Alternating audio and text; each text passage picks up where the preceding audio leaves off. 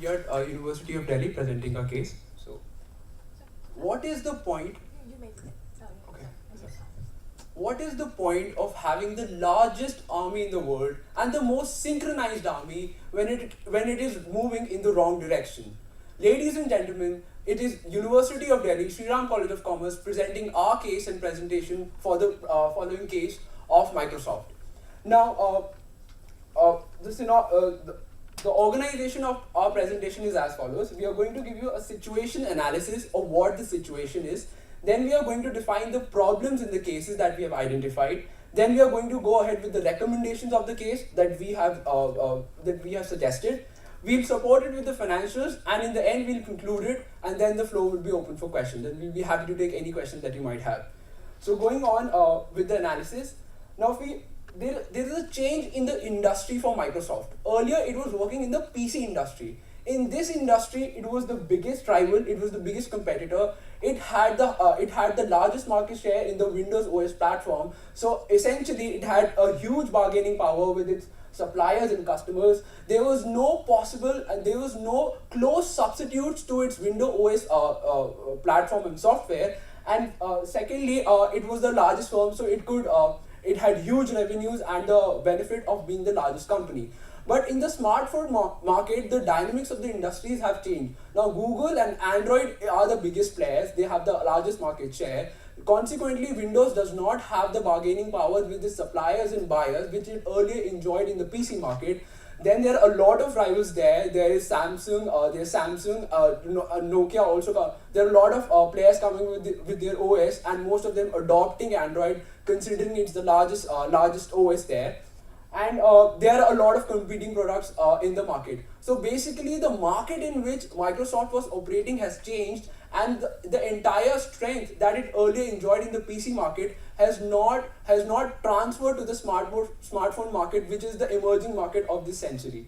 Now, coming to the strengths and the SWOT analysis of Microsoft and how we believe it stands in the smartphone market. Niharika will continue, please. Coming on to the SWOT analysis of Microsoft, since we know that Microsoft is a huge brand name, so starting with the strengths, we see Microsoft till now was predominantly into the PC, personal computing market, which was earning huge revenues. It's a big brand name. There's loyalty of the customers all over, and there's a very strong existing relationships with the vendors and suppliers across geographies. So these are the major strengths which we see Microsoft into. Now we're coming on to the weaknesses. We see that there's a lot of politics within the employees in the organizations, which we call the CEOs politics, wherein there was a stack rewarding system wherein a group of people were being rewarded where even if you perform better or good, and that created a lot of problem while appraising. So there was a problem in the performance appraisal system therein. And then we come on to the cultural conflicts. Since they acquired Nokia and Microsoft itself, they come from a very different sort of a cultural background, and their employees are very different in their approach. So there's a sort of cultural conflicts which will be addressed later in the presentation. Coming on to the opportunities, so Microsoft working in the entire global world. It started with the service capabilities, and now it wants to venture into the device capabilities. So with the hardware capabilities, it's having a good brand name, so that's a pretty green signal for it. Second is that there's a growth in the new markets. When we presenting our timeline, we see that in the new markets we coming up with innovative products like tablets, smartphones, and cloud computing. And when we come into the gaming sector, there's sort of a lot of innovations that will happen for the new customers. Coming on to the threats, we see that there's a lot of competition. So we have Samsung, we have Apple, we have a lot of other companies and local companies which will give competition. Second most important is that the PC market is actually getting very saturated. So you actually cannot do much.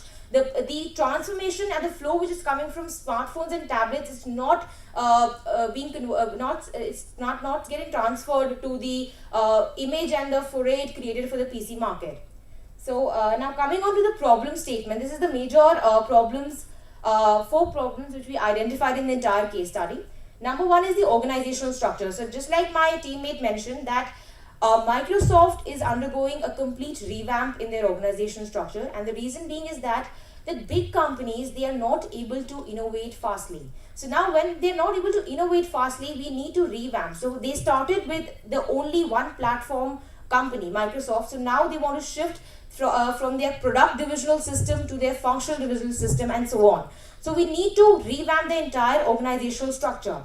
Second, coming on to is the lack of dominance of Windows OS. So the operating system of the Windows is not that popular, and it's not working on the is not getting green system lot of devices. So we need to make sure that our operating system is getting accepted all over. Like we are able to promote the Windows OS system on a lot of other products, and the consumers can use it anywhere and everywhere. Third important is that the conflicts with the vendor partners. So the vendor partners, Microsoft itself is becoming a vendor. So it's coming head on with the other vendor partners. So it's a major problem which has to be looked onto, that how can we resolve this problem of ourselves becoming competitor to our own vendors. Then fourth major problem is the case of the M&A of the Nokia. So the case of mergers and acquisition of Nokia, we have to look into the fact that whether acquiring Nokia will be profitable. So we have the cost benefit analysis, or should we merge it or not. So we later discuss it in the presentations to follow.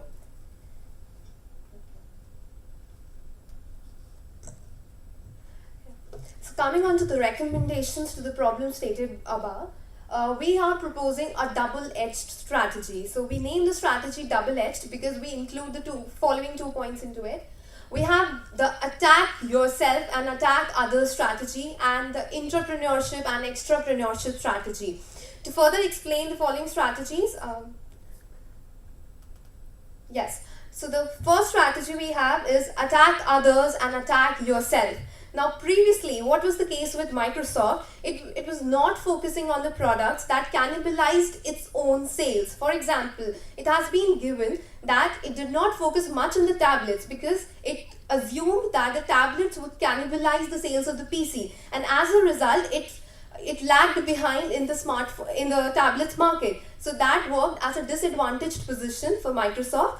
Now, the problem with this is it limits innovation and you miss out on the market opportunities. So what we do now is that there's no limit on innovation. We also focus on products that even cannibalizes our own sales. So that's what we say, is that we attack others as well as we attack ourselves. So by attacking others, we compete aggressively with other players, we create innovative products, and by attacking yourself, we mean that we also think in ways that could take on to the new market opportunities, that could take on to the new dynamic environment. So the basic thrust of this strategy is that there is no limit on innovation, that you can think in any ways. So that is attack yourself and attack other strategy. Alright, so coming on to another very important aspect is the innovation. So since we've studied that innovation is the cornerstone of every industry, so there are 4 major ways how we innovate. So first is that you create within. So there's a latent talent within your organization, and you harness and empower your employees to come forward, and you create within. That's the ideas and the new technologies are created within your organization, which comes under entrepreneurship. Then the second important is your venture. You start venturing, you start buying up small venture capitalists who are giving you good ideas which can help you to supplement your own systems. So that's called entrepreneurship. And then is you collaborate. You start collaborating with small firms in order to help your service and device capabilities. And the fourth one is you start acquiring. So once you're big enough and you know that your merger, your joint venture will be profitable after seeing a cost benefit analysis, you start acquiring those firms. So these are the major 4 ways which we will discuss in detail, that how Microsoft is going to move forward in the industry of innovation. Alright, so coming on to the very first aspect is your entrepreneurship. So what the name itself suggests is that you within your organization, you empower your employees to come forward. So if your employee thinks that yes, that he has an idea about which can help the Microsoft to come forward, he will come forward, make a team, and they will start working. So since we've already in the details of the case says that they already have a functional organizational department. They have moved from product department. So with the functional organizational departments, we will be providing them with idea oriented teams. So the strategy which we follow in entrepreneurship is called every little helps strategy. So what is that strategy? Is that every small help or idea given by your own employees will lead to the betterment of the the betterment of the major problem which Microsoft is facing is the lack of ideas. So second is that small wins and big bets. So we are not moving aggressively in the sense that we'll start acquiring lot of big firms, because this won't be profitable for Microsoft. So what we'll do is we'll start taking on small firms. We'll make sure that the ventures which seems to be profitable, we'll start helping them, pushing in a smaller amount of investment in the initial period, and if they start showing us good results, we'll probably help them with their ESOPs model and the shares. Then third important is that the teams, they operate in different sort of subsidiaries. So we are not merging these special idea-oriented teams with our functional departments. These the employees, they will be functioning and working separately for these ideas. They won't, there won't be any sort of an overlap with the functional department in which they will be working. So there will be separate subsidiaries for these idea-oriented teams. Fourth important is that there will be freedom from the office politics. So obviously when there's an environment of free flow of ideation, you can brainstorm, you can come up with your own ideas. So automatically the office politics will eventually get reduced. Since Steve Ballmer's already right away rejected the stack order sort of ranking and come up with a 360 degree of feedback. This is what we propose. We propose a 360 degree feedback for the entire employee performance appraisal rather than coming up with a stack performance. Fourth and the most important is that there will be sort of personal responsibility, there will be sense of achievement and accomplishment. So once, if I belong to Microsoft and I think, yes, I have an idea and my idea is working and my office and my company is actually empowering me and encouraging me with sort of financials, then there will be sort of ownership that, yes, I have to make this venture work. So I will be attached to this venture. And the last is that there will be scope for creative ideas and a lot of creative technology things. And in the end, what we'll do is that if we find that the idea itself is working, it's capable of generating revenues, 1 to 2% of the profits will be given as compensation to those employees which come up with good ideas. Okay, coming up with the second most important way of innovating, that's called entrepreneurship. So since we know that entrepreneurship is basically that you invest in new and innovative startups. So rather than investing in huge startups, huge big branded companies, you take up small venture capitalists who have good brilliant ideas and they are showing results. So you basically, initially we start spending $1 million as an investment in those venture capitalists, and then gradually we start flowing in more and more funds as those ventures start showing in profitable results. And the second is that very important aspect is that the Microsoft has a centralized marketing and sales department when it's shifted to the functional divisional model. So what we'll do is that once those venture capitalists, they come up with their own idea and they are showing results, we will provide them our own centralized marketing and sales facilities. They don't have to use them on their own, or because that will create a lot of confusion, a lot of conflicts with the other employees. So we will support them with our marketing and sales facilities.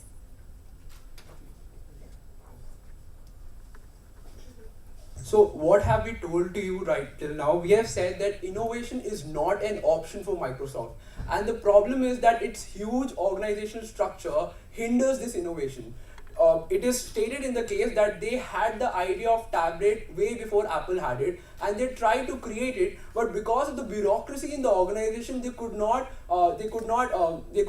inspire the employees to take it forward, or there was no foresight on the basis of the managers to look forward and see that how the market is going to change. So this is the paradox of being a big organization, that you have the funds of funding big innovations, but you're so huge that you cannot create and support these innovations. So what we have said is that through entrepreneurship and entrepreneurship, we are going to fuel this innovation. We are not hindering and locking the innovators and the creators in our company in the organizational structure. We give them the freedom to create their own teams and work outside the basic hierarchy and organizational structure of Microsoft. And when these teams come up with promising technologies and promising ideas, we can use the funds of Microsoft to flow into these teams and these subsidiaries, and then take these ideas forward for new products and new models and new industries.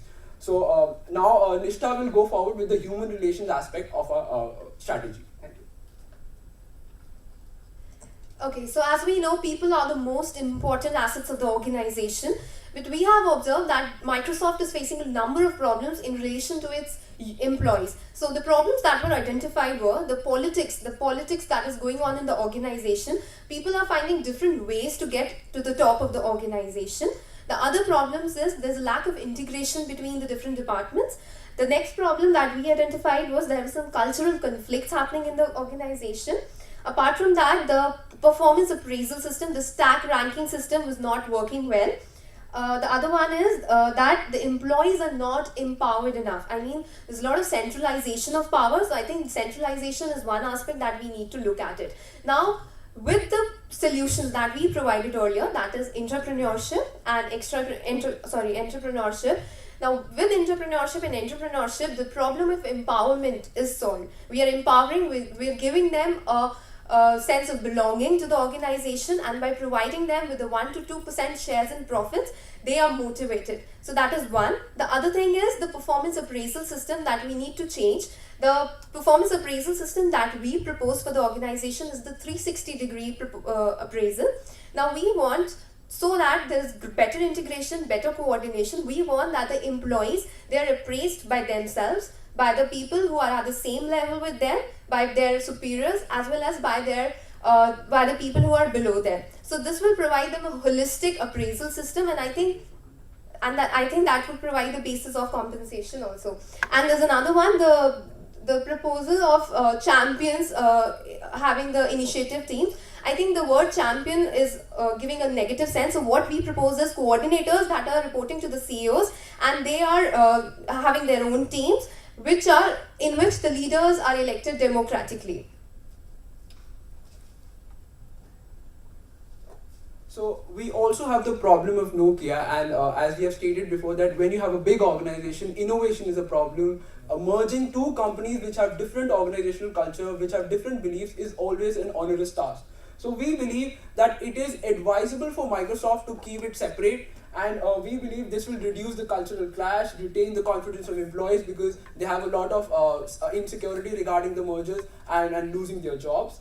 And we also believe that this will lead to better relation with vendors, because when Microsoft is also vertically integrating with its vendors and suppliers, it creates a lot of conflicts. So keeping the companies separate will help it.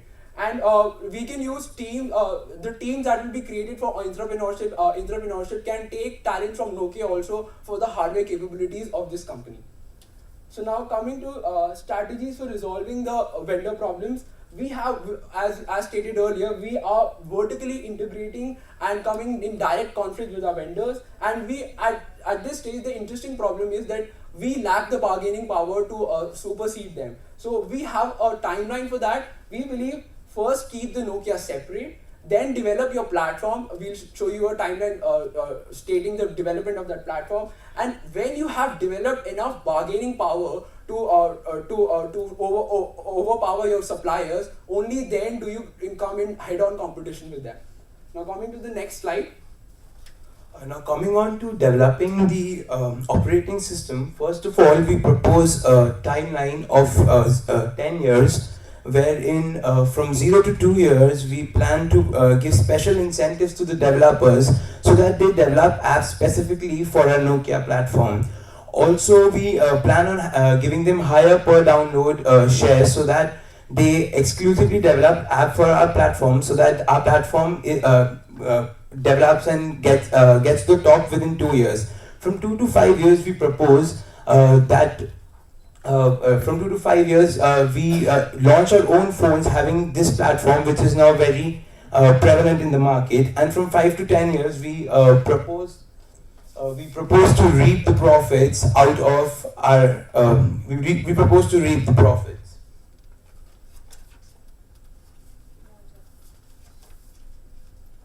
We give the projection of net profits for the next 10 years that we look. Now, from 2011 to 2013, we see there are two trend reversals. The profits went up, they went down, and in 2013, they again went up.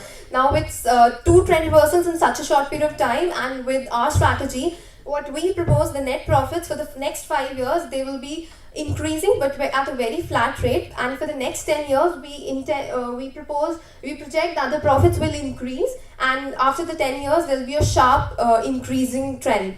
So that is the financial projection for the net income.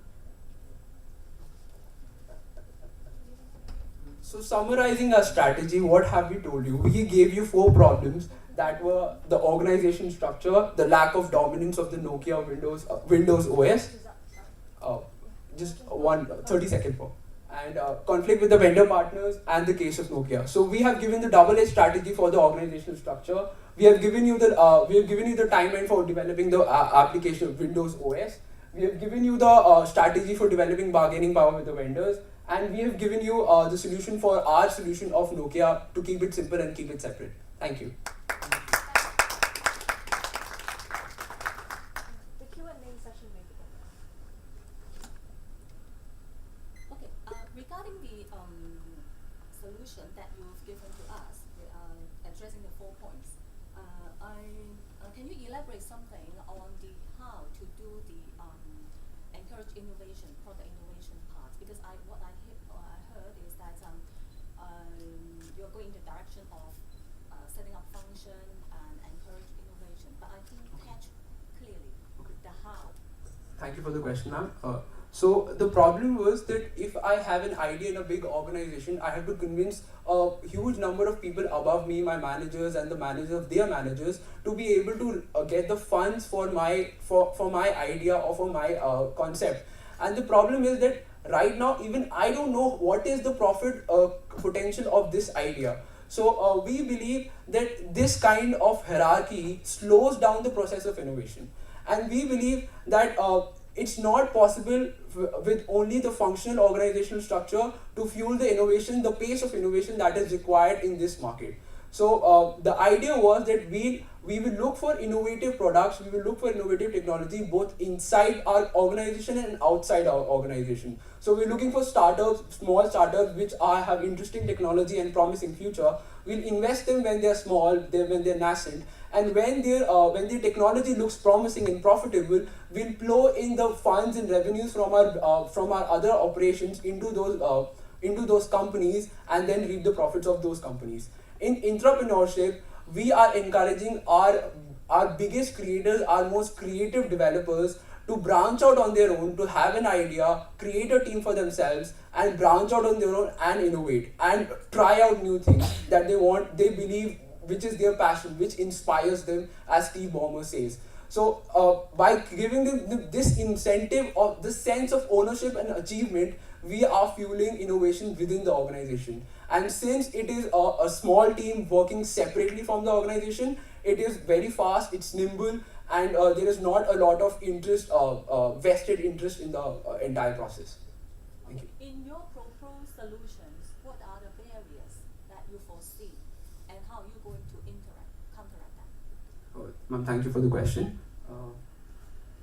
I think the basic barriers in creating this organization would be the vested interest of managers, because ultimately you're taking out powers from the superior managers of the functional organizations. Secondly, one of the biggest problems is that I, as a manager, as a functional head, I do not want my biggest talent to go out on something else. So you need to have a collaboration and cooperation with your functional managers and convince them that these teams and these separate branching out organizations, these subsidiaries, are for the benefit of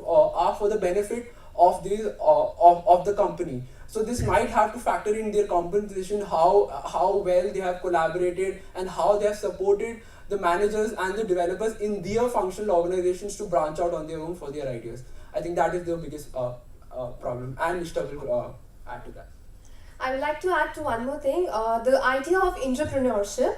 I think one of the major barriers that it faces is that if an employee is working in a department and he wants to be a part of the innovative team, so there will be problem of the who will work in this place. But I think the functional division structure goes well with this, because earlier in the product division structure, we just had one marketing person, we had one finance person. But when we are organizing our organization functionally, so there will be people who could replace him or her in the function, in that function. So I think replacements during the time he's there with the innovative team will be the way we are countering this barrier. So this is one of the barriers that I think we face, and how do we contract that? One more question from me. In your 10-year proposed plan to launch to go into the own device market, you mentioned from 0 to 2 year provides incentive, and then from 3rd to 5th year sell your own phone. Would it be too late to get into the market? Right now you are lagging behind the competitors. Yeah, thank you for the question. So basically, you're talking about the timelines that we have for the development of the platform, Windows OS platform. Ma'am, in a platform-based market, the biggest problem is that I will not have it's a chicken egg story, because I need consumers on my platform to convince app developers to develop apps, and I need good apps and developers on my platform to convince consumers to come. So it's very difficult to convince the consumers to come to my platform. So we are going to the app developers and saying, look, here's a platform that you can develop apps for. We'll give you the best deals for your for your apps. And in the meantime, when we are developing these apps and creating a huge repertoire of apps on our platform, this will convince the consumers to come on our platform. And then the virtuous cycle will make sure that we grow consistently and become the dominant player in the market. And your question about that, is it too late? To enter the market and to compete for the dominance of the platform? It's unavoidable. You have to create that platform. You have to give time to those developers to create the apps for your platform. So we believe that this is the time it will take. This is an approximation. We hope it takes less, but this is our analysis. Thank you. Also, I'd like to add that after 2 years, the App Store would be so good that when we launch our own phone, it would be very beneficial for us. We could use the brand image that we have of the App Store for the system, and we could have a separate new a version of the App Store, or you can say the software, which would be different on our phones. Thank you. I think you have some interesting ideas in terms of how to encourage and drive innovation within the organization. What I have not been able to kind of pick up clearly is about how you achieve this one Microsoft strategy with this all kind of very separate operations going on, encouraging people to join subsidiaries. How can you ensure that culture and strategy of one Microsoft? Thank you for the question. We're really sorry that we were not clear in our presentation about this one Microsoft strategy. Basically, we do not agree completely with the one Microsoft strategy, because it is saying that let's move in sync, let's move in one direction. But the problem is that in this dynamic market, you do not know which direction to move in. You do not know which will be the device that will emerge in the coming market, which is the technology that is going to emerge in the coming days. So you have to factor in the fact that it is a process of creative destruction. Innovation is never directed only in one direction. There is a lot of trial and error. So you have to factor in that trial and error to ensure that you are a dominant player in the market. That is why we factored in entrepreneurship and entrepreneurship. And to a certain extent, we do not believe that Microsoft should be very synced. There should be a certain amount of innovation and certain amount of organized chaos, if that is the term for that. But because right now nothing is clear about in this dynamic market, or how your players are going to play, what is Google going to do, what is Apple going to do, nothing is known. So you have to take into account all these factors and accept with humility that you do not know the direction to move in. So that is, we believe that you have to take into account different directions to move in. So with the size of the organization, the population of employees that Yes, Microsoft ma'am. employs, how do you ensure this message is communicated clearly that all employees within Microsoft would share and feel comfortable with this? I'm sorry, can you repeat the question? I'm really sorry. So with the size of Microsoft, with the number of employees that you have, how can you ensure that communication of what you have just described would rest comfort with the employees, given this is, as you described, some kind of Organized chaos. Organized chaos, yeah. Yes, ma'am. so we believe that not everyone is comfortable with the fact of being in a chaotic environment, and not everyone can handle it. That is why we support the idea of branching out. So you create a team for yourself. If three people in Microsoft's any department believe that they have a new promising idea with themselves, they can convince their manager of the idea and branch out on themselves and innovate for themselves. Now they are not going to be penalized for it, but it's a high risk high profit situation. If you innovate well, you are going to benefit from it, because we are going to give you 1 to 2% of the profit as a compensation. But if you fail, you're not going to be penalized for it. So this way we are going to separate people who can undertake that risk and are desirous of that profit, and they can work separately from the Microsoft organization, which is too huge to change in such a small time. So that is why I believe branching out is a good strategy for Microsoft.